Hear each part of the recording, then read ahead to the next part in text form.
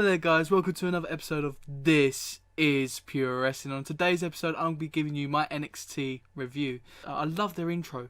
I love the intro when as soon as it opens up and you hear NXT's music and you watch the video. I just love it so much. It's such a great song, it's such a great video, they just link so well. It gets me into the show. Now, going into the show, it kicks off with Dusty Rhodes tournament, and it's been going through that for a few weeks now. I was pleased with that. I'm looking forward to see what happens with this. So that was the main point of the show. It was TM61 versus Roderick Strong and Austin Aries. Now, because of Austin Aries, he had a fight on tour versus Shinsuke Nakamura. He got a really bad eye socket. He got really injured. If you haven't seen that, you might want to check it out. It looks really bad.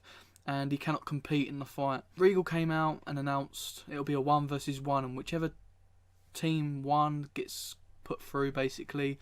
Simple enough to understand, really. And yeah, it was Shane Thorne of TM61, my favourite out of the two, versus Roderick Strong. Now, Roderick Strong looked amazing in this fight. He showed off some really good moves, and to be honest, he looked like a good heel. Some of his moves were really dangerous. He looked like he was going to really hurt Shane Thorne in this match, and Shane Thorne pulled out some really good moves. Like there was a move that Roderick Strong hit, and then Shane Thorne automatically bounced off the ropes and hit him with a drop kick. It looked really good, the impact and everything. To be honest, I was really enjoying it. Now, a lot of people might think, why is Shane Thorne your favourite out of TM61? Shane Thorne, to me, I look at him and I've heard his promos, I've seen his promos. He's pretty good at promos. They both are, but looking at Shane Thorne, his build and the way he looks, I don't know if you guys understand this, but the way someone looks nowadays is pretty important. If you look at the incident with Reigns got chosen over a lot of other people because of the way he looked, and not only that, because of obviously where he was brought from, like obviously the family of The Rock and stuff like that. He has a family background which WWE really likes, but not only that, his look, his build. Now, I do think Shane Thorne has that look about him, and I do think he's got a really good future in NXT. And I do hope TM61 get brought to the main roster later on and get put in that main event for the tag teams later on, maybe win the gold, do something, because this team is really good. But as I said, my personal opinion, I prefer Shane Thorne out of the two. I watched them both and I do prefer him, but then again, it's sort of that way where you got the one that holds off and the impact player. I like the people that hold off, and I think Shane Thorne's the one that holds off. He holds the momentum of the team, and then he brings in the impact player, and that's what I personally like, in my opinion. Overall, the match was pretty decent. The match could have gone either way. There was times where you thought Shane Thorne was going to pick up. There was time where Roderick Strong was going to pick the win. But in the end, it was Shane Thorne. He got a little roll up, and the match was really good. I did enjoy it. It was probably one of the best matches on the show, and I did enjoy it. And it was rightfully so. TM61 pick up the win and get through, as Roderick Strong and Austin Aries ain't really a tag team. You get to see the heel work of Roderick Strong. It was his debut, as well as you get to see the anger from Austin Aries for not getting through the tournament. It all made sense in that sort of sense, and I was pretty pleased with the result in the end. After that match, after such a great match, there was some promos for NXT Toronto. Now, this is making me excited for NXT Toronto. Not only the match with Shinsuke Nakamura and Joe, there's a lot of great matches on that pay-per-view, and I'm going to definitely watch it, and I'm definitely going to enjoy it. I always love NXT pay-per-views. Now, I don't know what you guys think, but NXT is probably one of my favourites out of all wrestling. They just know how to book a pay-per-view and know how to book a show. I prefer them more than sometimes than the main roster. I just personally believe NXT can do really well in the future, knowing that it's under Triple H as well. It's even better. Next up was the rematch of The Revival versus Team DIY, Johnny Gargano and Tommaso Ciampa. Now, they've put on some great matches in the past. I was looking forward to this match. I was all hyped. Then The Revival stepped out and Scott Dawson just announced that he couldn't fight. He's been to the doctors in WWE and they said that he cannot, don't fight, and he was putting up a great promo. Obviously, we knew it was all lies, but it was good funny scene, and I enjoyed it. And I was a bit disappointed that we didn't get to see the match, but I was glad that Tommaso Ciampa and Johnny, Team DIY, got through, because that's what I wanted. And I do hope they go along and win it. Shortly before the promo of Team DIY, there was a promo from Cedric Alexander. Now, recently on NXT, if you didn't see that, Andrade Cien Almas was turning against him, and he sort of went the heel, and it was a really good scene, to be honest. A lot of people don't like Andrade Cien Almas because of his look, his gimmick. I can understand why, I agree, but his in-ring work speaks for it all. He's such a great talent, and they can do so much with him. I'm looking forward to see what they do with him, especially as a heel. But one thing that does bother me is his promo work because of his English and stuff.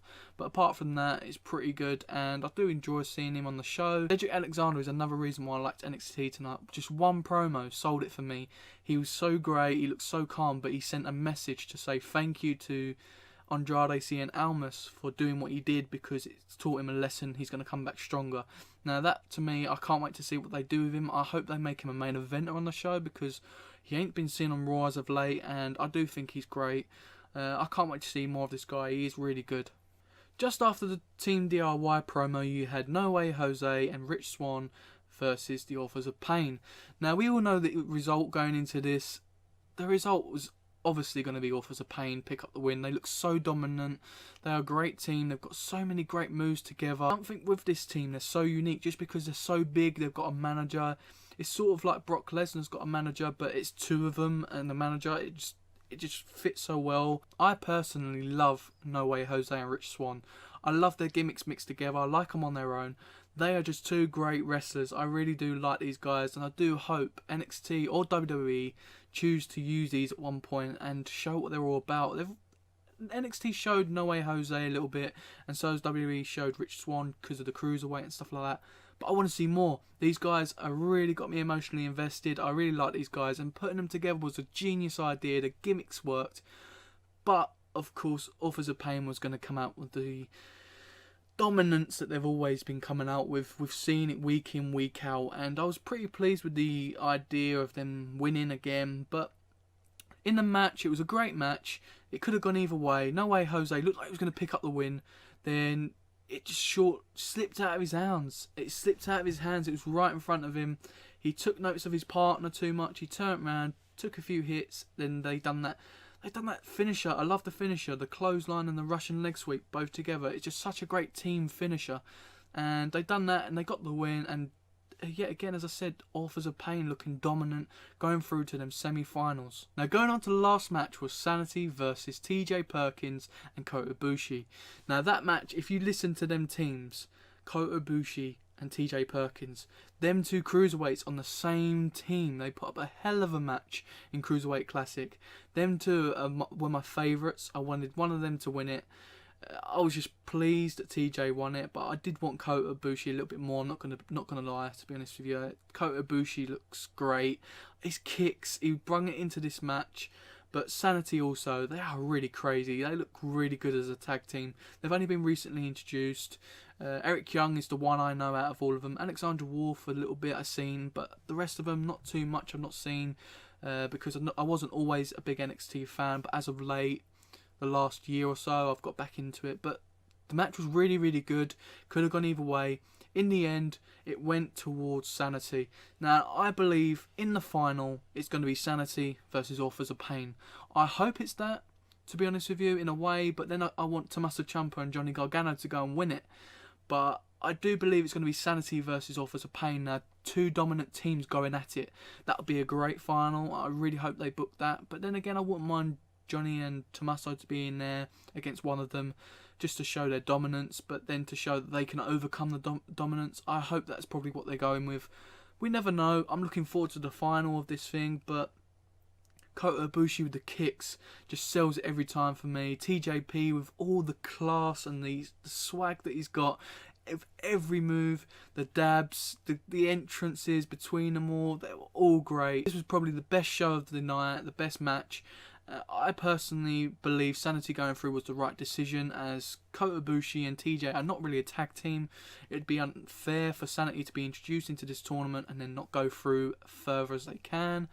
I do believe it was a good result. It was a great fight. Kota Ibushi hitting his Golden Star Powerbomb.